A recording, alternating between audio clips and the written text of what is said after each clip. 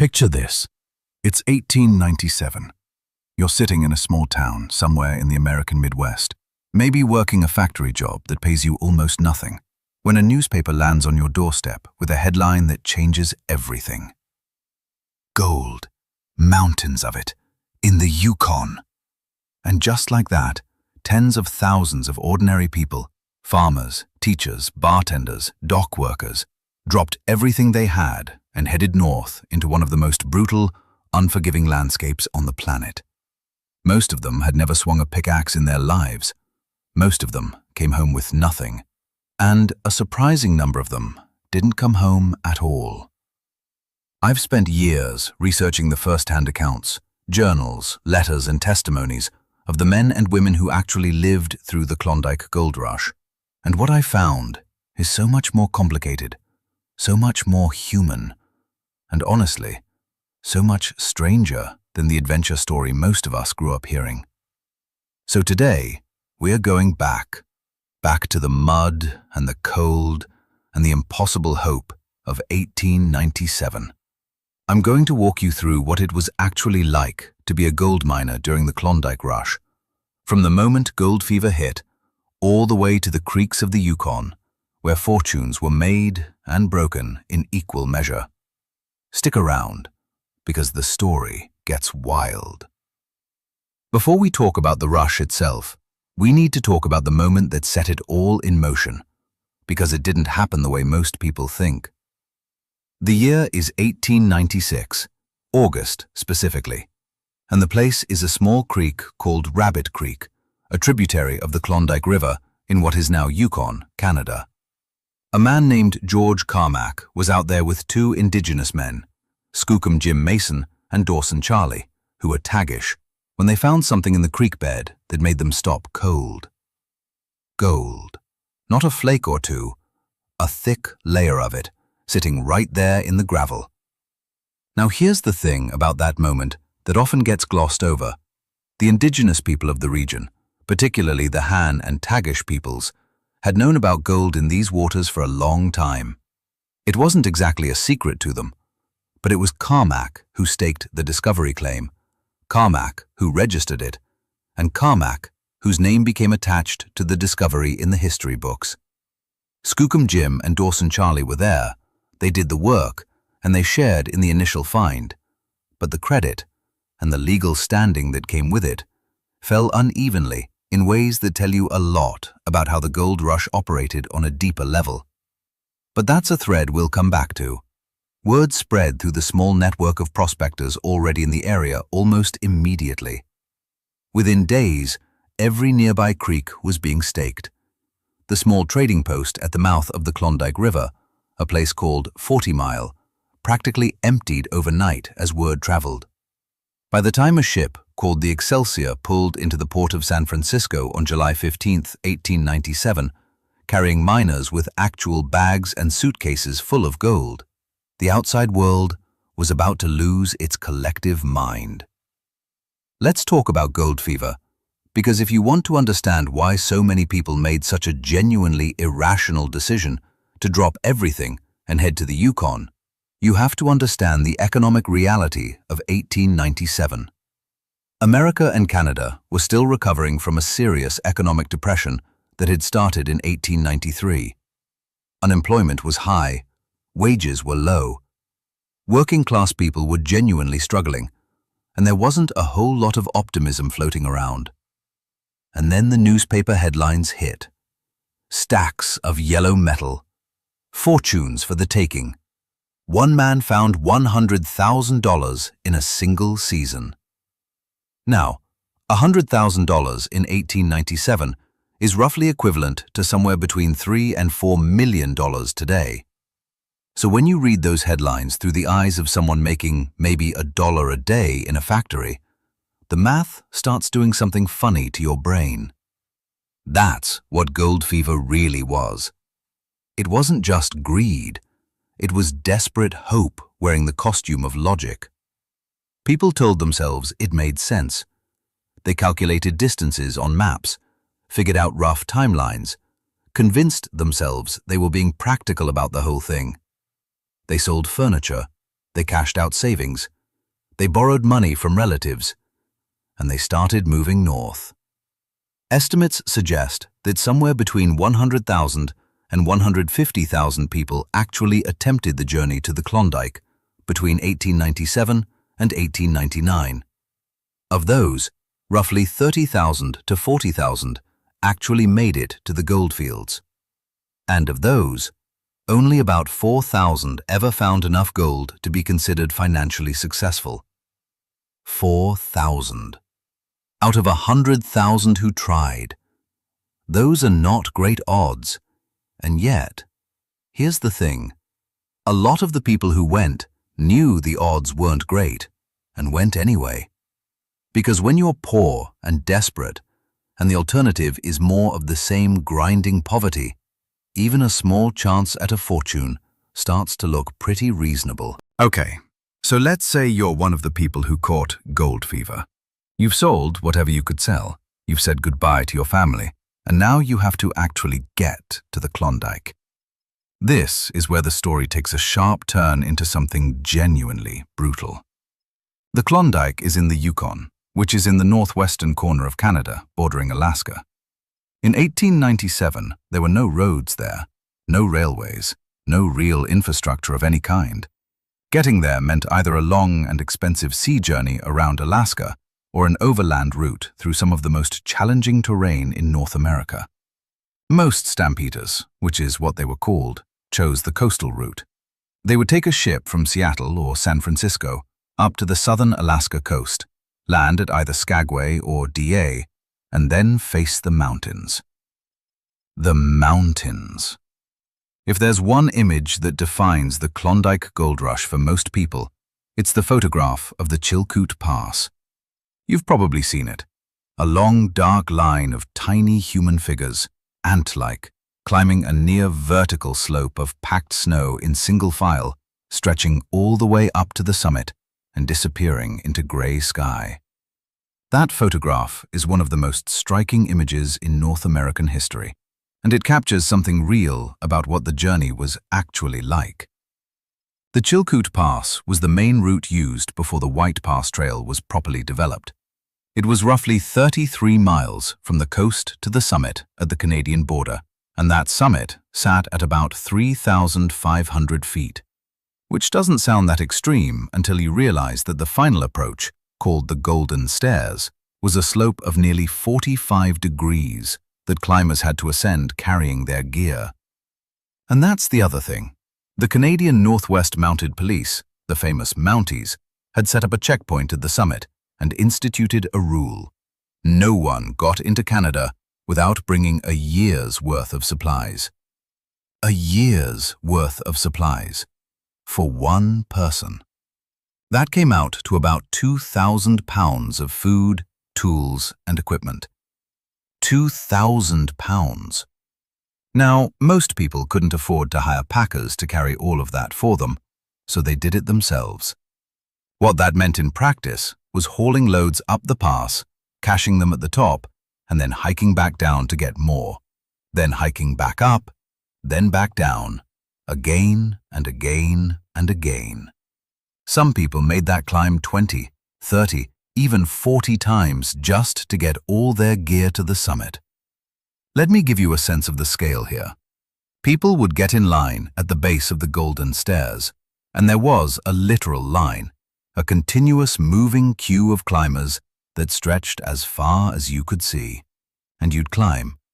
And if you stepped out of line to rest, you lost your spot and had to go back to the end. So people would stand there, bent under their packs, barely moving, for hours. In wind, in snow, in temperatures that dropped well below freezing. One miner, named Tappan Adney, who was actually there as a journalist, wrote about watching the line on a particularly brutal day. He described men moving so slowly they seemed almost stationary, their breath coming in ragged clouds, faces burned red by the cold and the glare off the snow. He saw men sit down in the snow and refuse to get up, not because they'd given up, but because their legs simply had nothing left. And this was just to get into the country.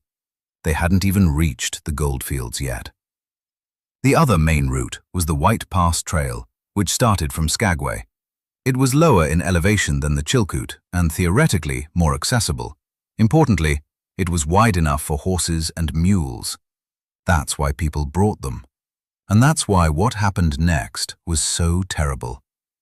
The White Pass Trail quickly became known by another name, the Dead Horse Trail, because the thousands of pack animals that were driven along it didn't survive in anything like the numbers that people hoped. The trail was narrow, rocky, and treacherous. It wound through ravines, over unstable ground, through swamps and across rivers. The conditions were awful, and the animals were overloaded by owners who were trying to move too much gear too fast. The result was a catastrophe. An estimated 3,000 horses died on the White Pass Trail in the first years of the rush. 3,000 animals. They fell off cliffs. They got mired in swamps and couldn't be pulled out. They collapsed under their loads and were left where they fell, or, in some cases, pushed off the trail to make room for the people and animals still coming behind. Jack London was one of the stampeders who used this trail. He wrote about it later, describing the stench and the horror of it. Dead horses lying in the mud and water, the trail itself becoming increasingly grim with the evidence of how many animals had simply been used up and discarded. It's one of those details from the gold rush that tends to get left out of the adventure story version.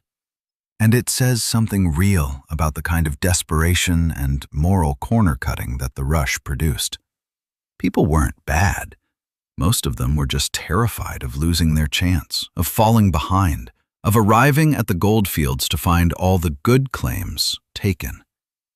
That fear made them do things they probably wouldn't have done otherwise. Let's say you've made it over the pass, either the Chilkoot or the White Pass. You're through the Canadian border checkpoint. You've got your year's supplies piled around you, and you're standing on the shores of a string of alpine lakes that eventually feed into the Yukon River. Now, you need a boat. Because the Klondike is still roughly 500 miles away by river, and there's no other way to get there. So tens of thousands of people who had never built a boat in their lives started building boats. Lake Bennett, at the southern end of this lake chain, became one of the strangest scenes of the entire rush. Imagine an enormous, impromptu city of tents and rough shelters covering every flat surface around the lake, filled with the sound of saws and hammers from dawn to dusk.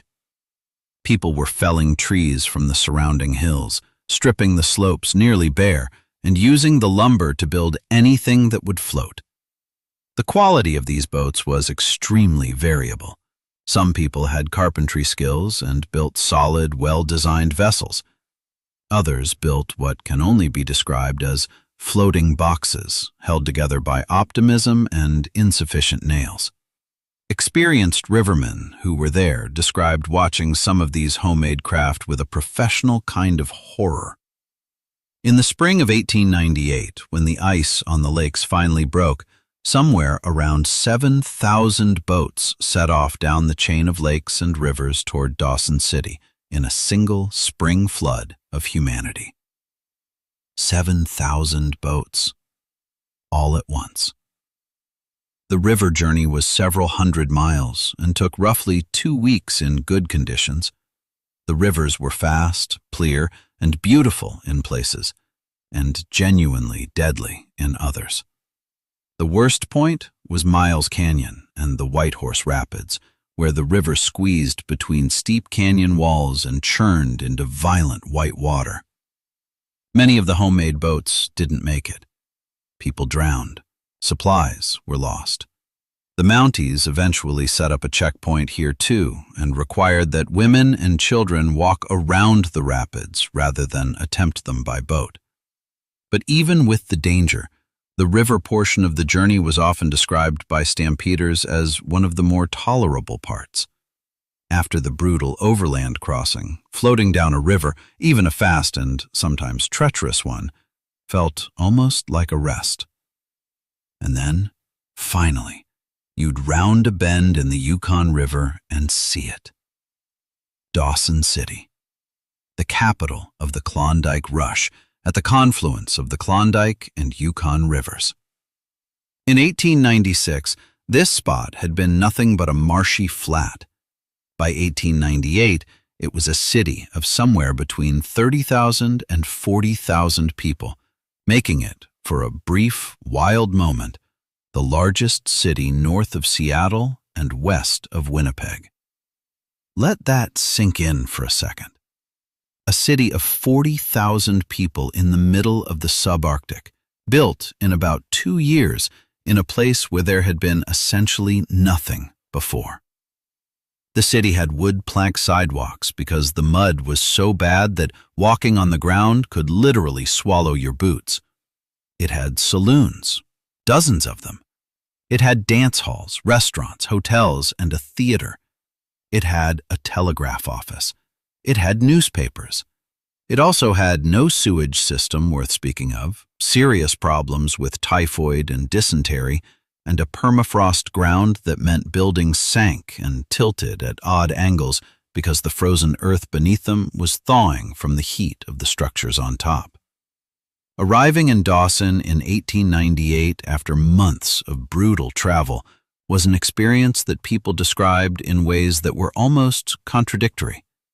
On one hand, there was genuine excitement. The place was buzzing with energy and money and possibility. On the other hand, for most people, arriving in Dawson was also the moment they discovered the thing nobody had wanted to face on the way there. Nearly all the good claims were already taken. Here's the part of the story that tends to get underplayed in the romantic version of the gold rush. When you staked a mining claim in the Klondike, you were staking a specific piece of ground, a 500-foot section of a creek bed measured from a center post.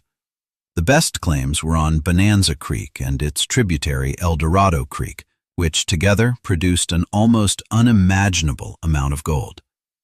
But those claims had been staked in the fall of 1896, shortly after the original discovery. The men who were already in the Yukon at that point, the sourdoughs, the veteran prospectors who'd been knocking around the north for years, they got the good ground. By the time the bulk of the stampeders arrived in 1897, and especially 1898, the prime creek claims on Bonanza and El Dorado were taken, completely spoken for. What was left was either worked over ground, more marginal locations, or hillside claims that were more difficult to work and generally less productive. So the average stampeder arrived to find that the race they'd spent months and enormous amounts of money and energy to win had actually ended before they got there. What happened to most of them? A lot of them tried to work whatever marginal ground they could find or afford. Some got work as hired laborers on claims owned by others, earning wages rather than a share of the gold. Some pivoted entirely and made their living by providing services to the mining camp, opening businesses, hauling supplies, cooking, building.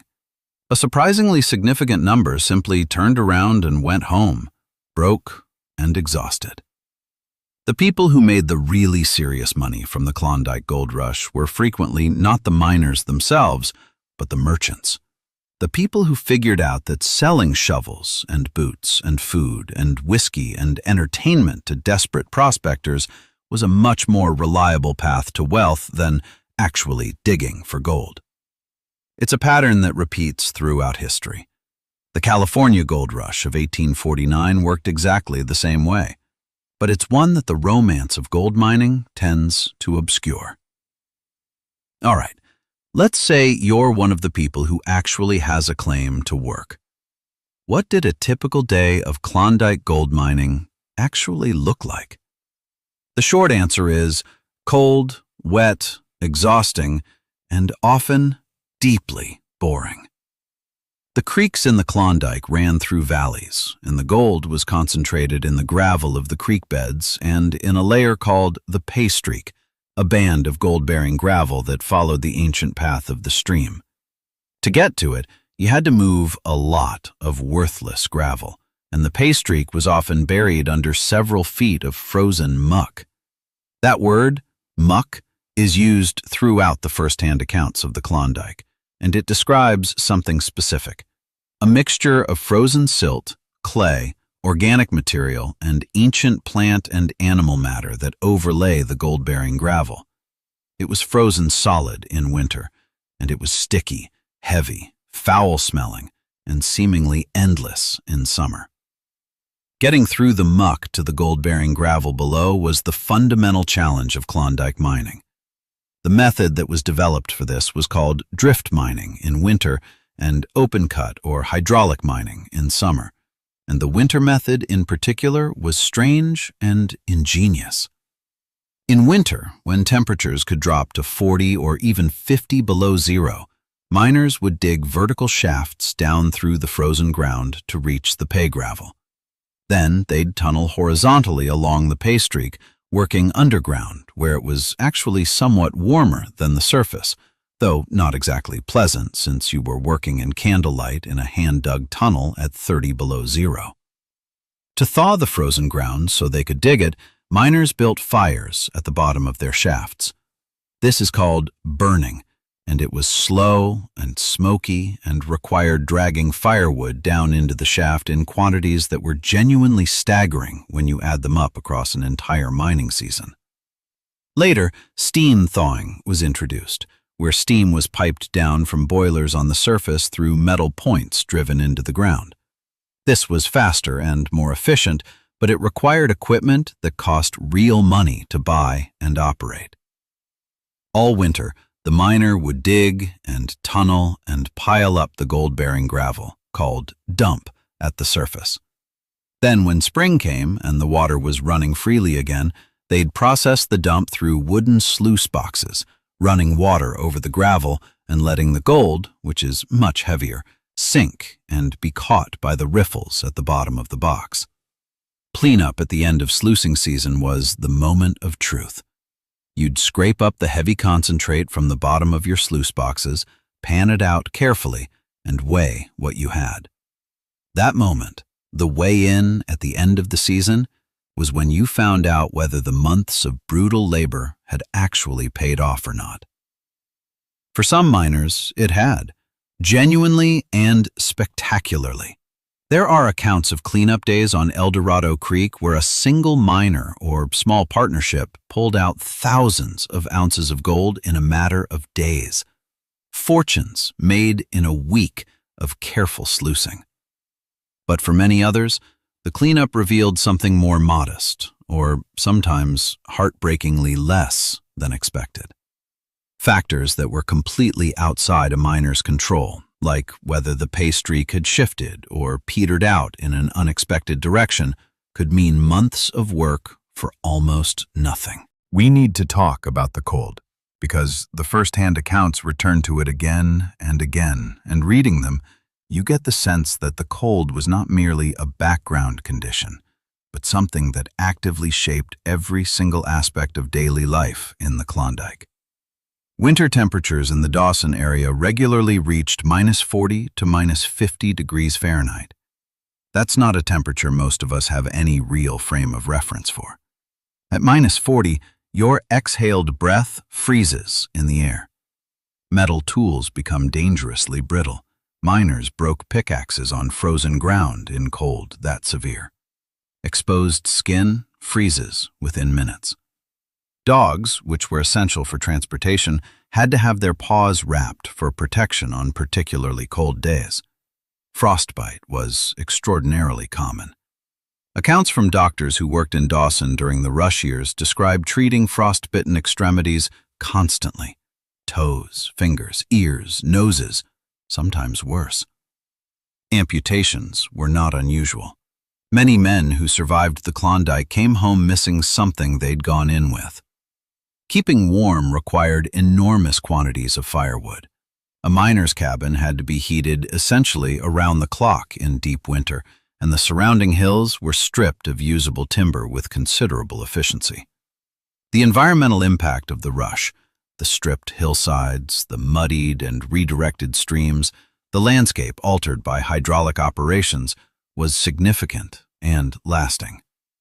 Cabins were small, usually a single room, barely large enough for a couple of bunks, a stove, a table, maybe a small shelf for books or food.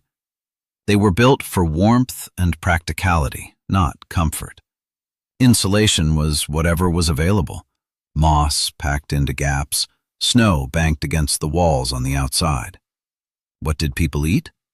Mostly beans, bacon, flour, and dried fruits. The diet was monotonous to a degree that's hard to fully convey. Fresh vegetables were so valuable as to be almost a luxury. A single lemon could sell for $1 in Dawson at the height of the rush, which was an enormous sum when you consider that a hired miner might earn $4 or $5 for a full day's work. Scurvy, caused by vitamin C deficiency, was a real threat and killed people. Experienced northern travelers knew to eat certain plants and to seek out whatever fresh food was available, but newcomers often didn't, and the results could be fatal. The complete darkness of subarctic winter, where in December the sun barely rises above the horizon and the day lasts only a few hours, had a significant psychological effect on people. Depression was common. The accounts mention it in various forms. Men who stopped eating, men who became withdrawn and difficult, men who got into fights over small things, men who simply gave up and lay in their bunks refusing to do anything. At the same time, there's a real warmth in many of the accounts too. The enforced proximity of life in a small mining camp produced genuine community. Men who'd arrived as strangers found themselves relying on each other completely, and those bonds could be very strong. The sharing of food and firewood and labor in an environment that genuinely required cooperation to survive created a kind of social glue. Dawson City had a social world that was far more complex and interesting than its reputation as a rough frontier town might suggest.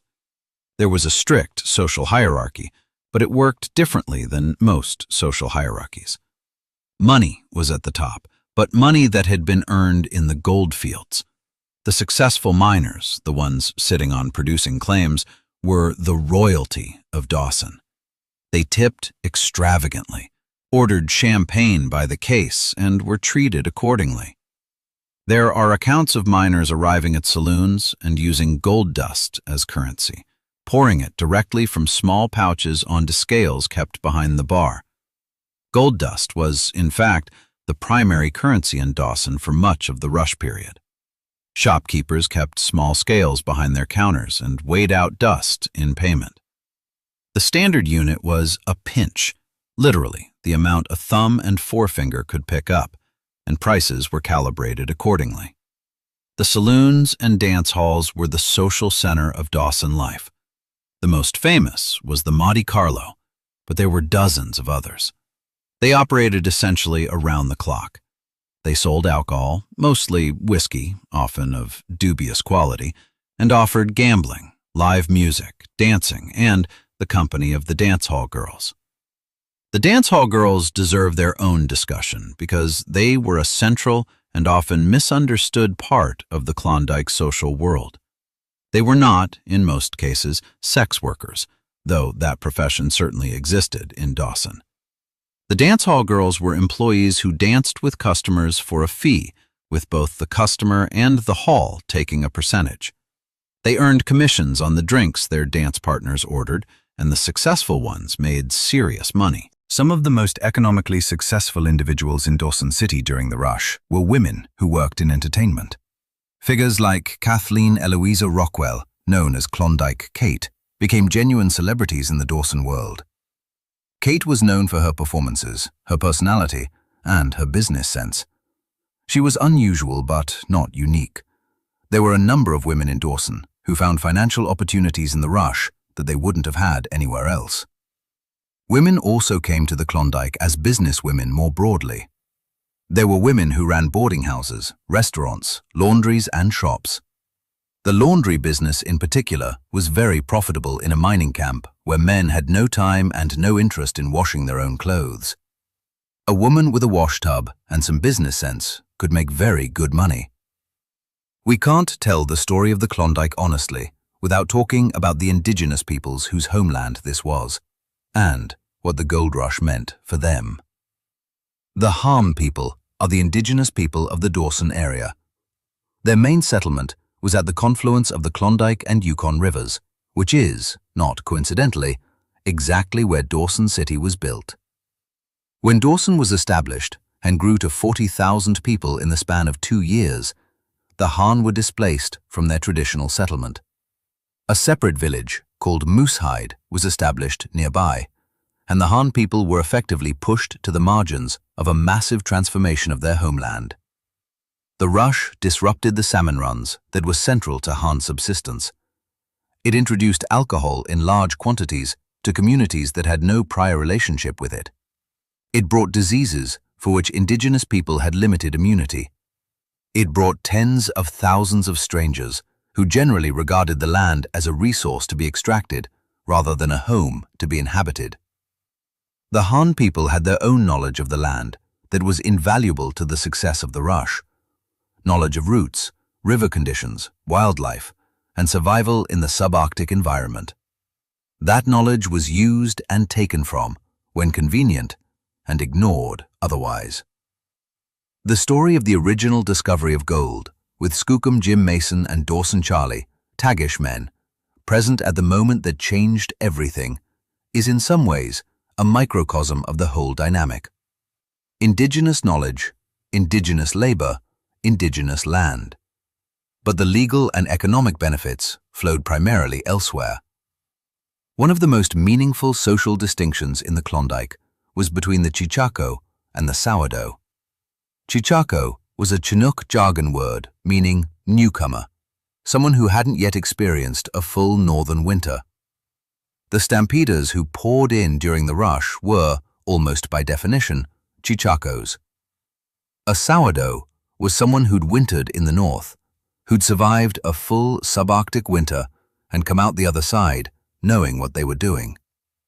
The name came from the sourdough starter that experienced northern travelers kept as a continuous source of bread leavening, carrying it with them and feeding it constantly. Sourdough starter could survive for years if properly cared for, and a man who carried a good starter was someone who'd been around long enough to know its value. The cultural gap between Chilkoots and sourdoughs was real, and it shaped the social world of the Klondike considerably. Sourdoughs, the veteran prospectors who'd been working the north before the rush, generally had a pragmatic, somewhat sardonic attitude toward the flood of newcomers.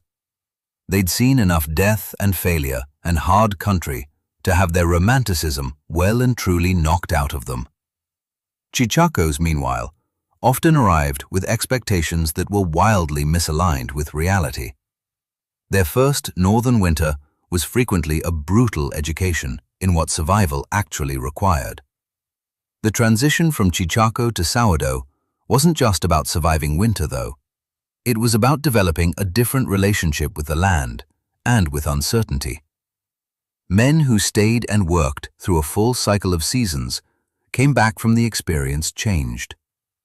The accounts are full of descriptions of this shift. Men who'd come north as clerks or factory workers, discovering that they were capable of things they'd never imagined, finding reserves of endurance and competence they hadn't known they had. Let me tell you about some of the specific individuals whose stories give the Klondike its texture. Swiftwater Bill Gates, and no, not that one, was one of the most colorful figures of the rush.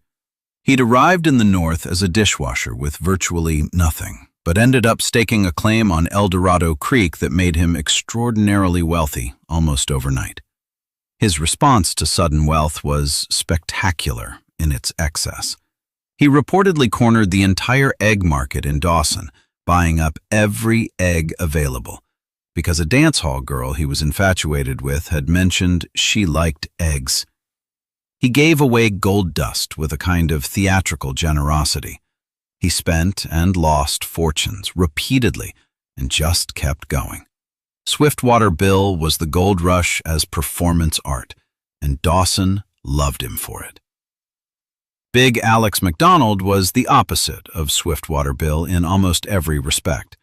A large, quiet Nova Scotian, Big Alex was a methodical accumulator who bought interests in claims rather than working them himself, building what was at one point the largest single mining operation in the Klondike. At his peak, he was worth millions. He was called the King of the Klondike by newspapers and conducted his business dealings with a gravity that was completely at odds with the circus atmosphere of Dawson. He ended up losing most of it eventually, but at his height, he was operating at a scale that no individual miner could match. And then there's Belinda Mulroney. Belinda is one of the most interesting figures of the entire rush, and one of the least remembered, which is a shame.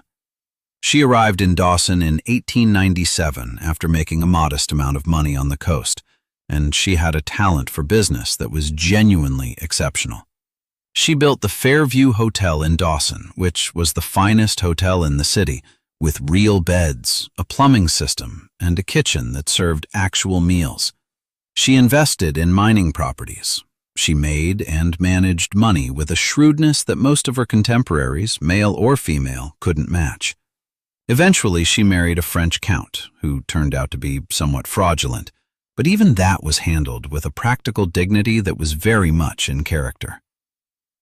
And we have to mention Robert Service. Not a miner himself, but a bank clerk who arrived in the Yukon somewhat after the rush, worked in Dawson, and spent his evenings turning the stories he heard into verse.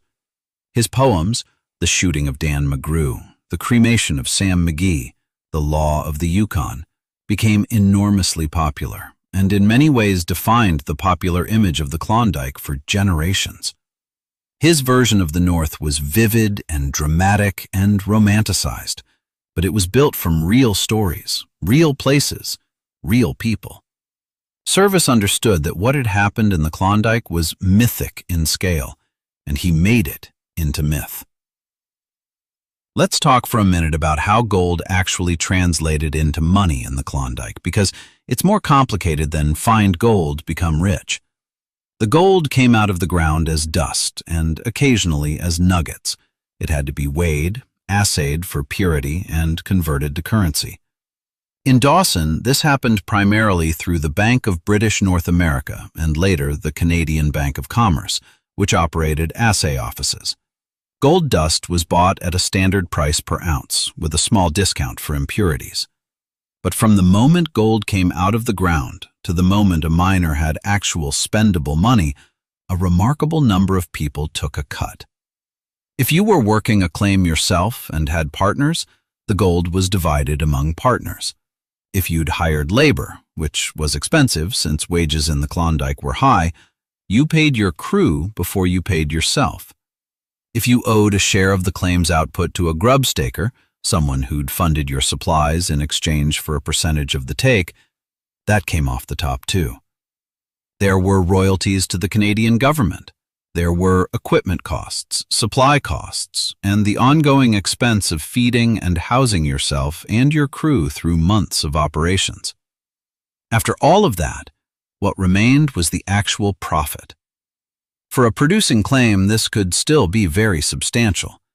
El Dorado Creek claims were producing at rates that, even after all these deductions, left their owners genuinely wealthy. But the costs were real. The capital requirements of serious mining operations in the Klondike were significant enough that individual ownership was increasingly giving way, even by 1899 and 1900, to consolidated corporate operations.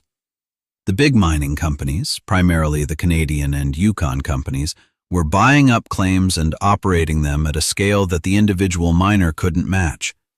Hydraulic operations that could move thousands of cubic yards of gravel in a day required capital investment that was simply beyond most individuals. The corporate consolidation of the Klondike goldfields happened fairly quickly after the initial rush, and it's another piece of the story that complicates the frontier individualist mythology.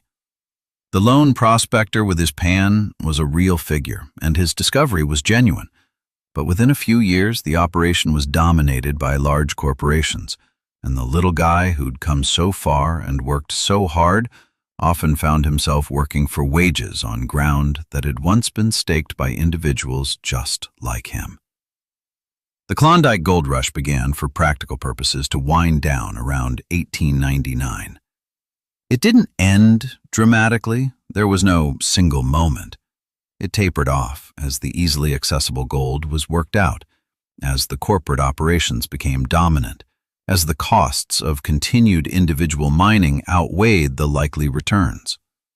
And then, in the summer of 1899, a new gold discovery hit the news. This time, it was Nome, Alaska, on the Seward Peninsula, right on the coast of the Bering Sea. And the remarkable thing about the Nome gold is that it was found right on the beach. On the beach. You could literally walk to the water's edge and find gold in the sand. Thousands of people left Dawson almost overnight. The boats going downriver from Dawson to the coast were packed. The Nome stampede pulled people away from the Klondike with the same irresistible magnetism that the Klondike itself had exerted on the outside world 2 years earlier. It's a fitting metaphor for what the whole rush was. Gold fever is nomadic by nature. It follows the next discovery, the next rumor, the next chance. The Klondike was just one chapter in a longer story of people chasing the dream of quick wealth across the continent and eventually the world. By 1900, Dawson's population had dropped sharply from its peak. The businesses that had thrived on the flood of stampeders began to close or contract. The city was still a real place, still the capital of the Yukon Territory, but it was no longer the boom town it had been. What did the Klondike Gold Rush actually leave behind? Economically, an enormous amount of gold was extracted. Estimates range from 12 to 17 million ounces of gold recovered from the Klondike fields over the years of the rush, at prices that translate to values in the billions of dollars in today's terms. It was a genuine economic windfall, though most of the money ended up concentrated in relatively few hands. The Yukon, as a political and administrative entity, was shaped decisively by the rush.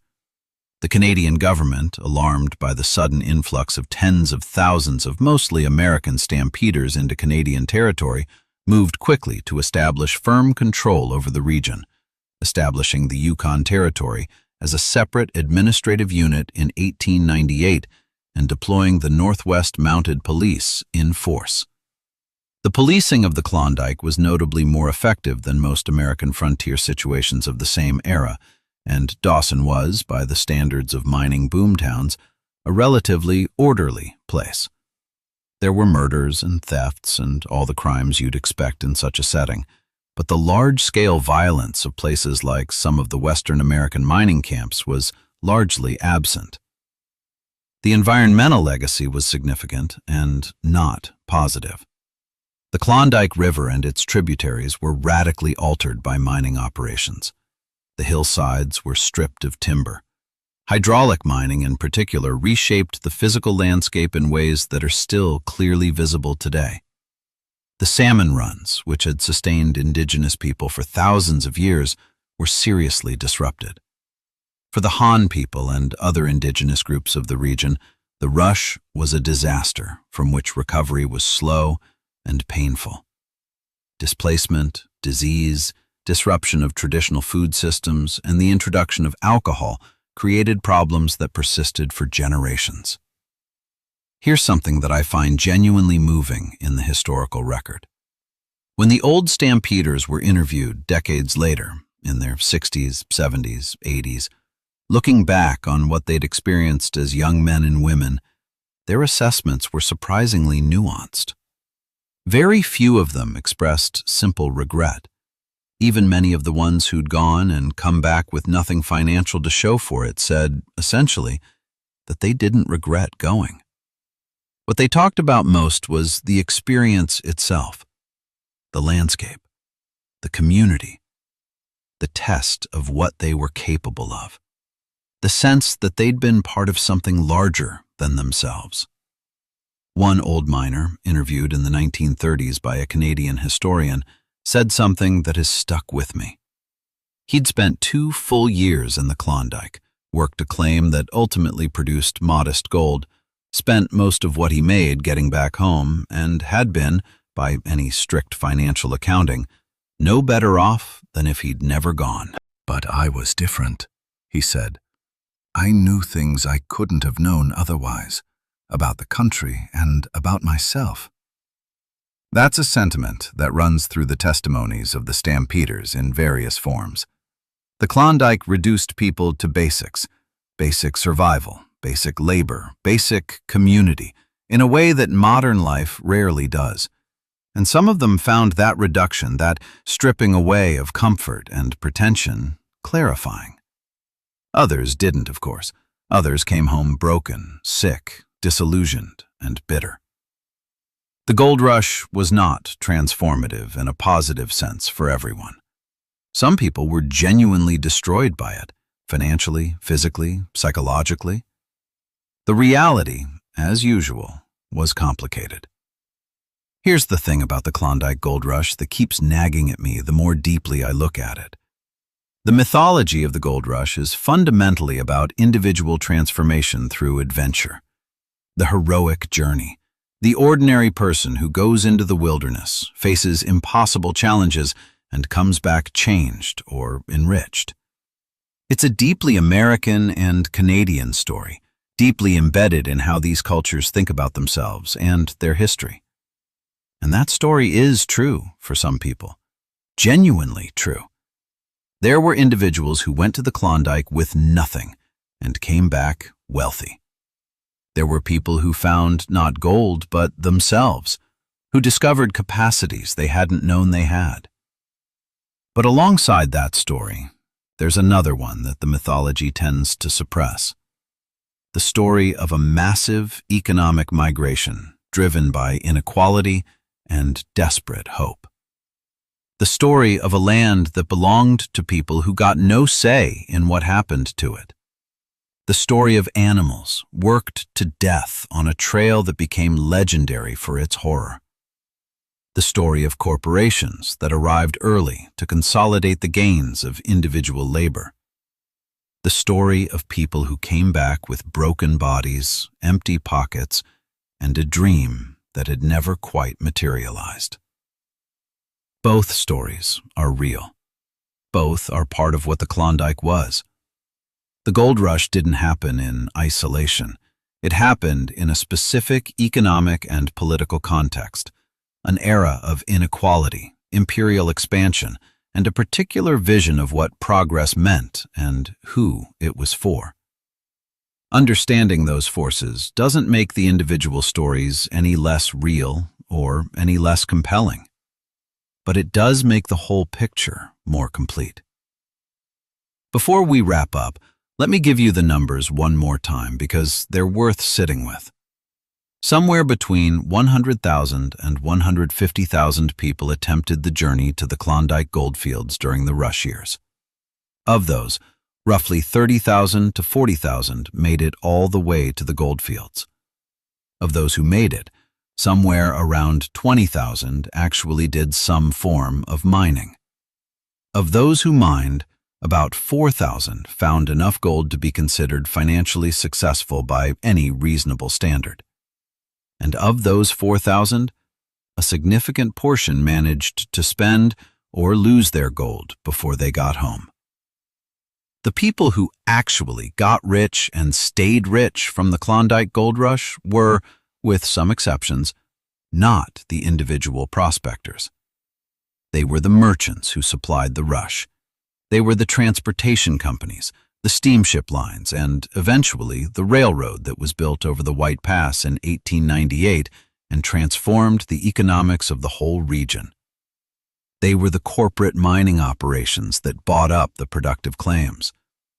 And they were the territorial and national governments that collected taxes and royalties on the gold as it came out of the ground. Does this mean the rush was a failure? For most individuals, measured purely by gold extracted and money made, the answer has to be yes. But people don't live purely by money extracted. And the Klondike Gold Rush was about more than economics, even for the people who were swept up in it at the time. I want to end by asking why this story still grabs us.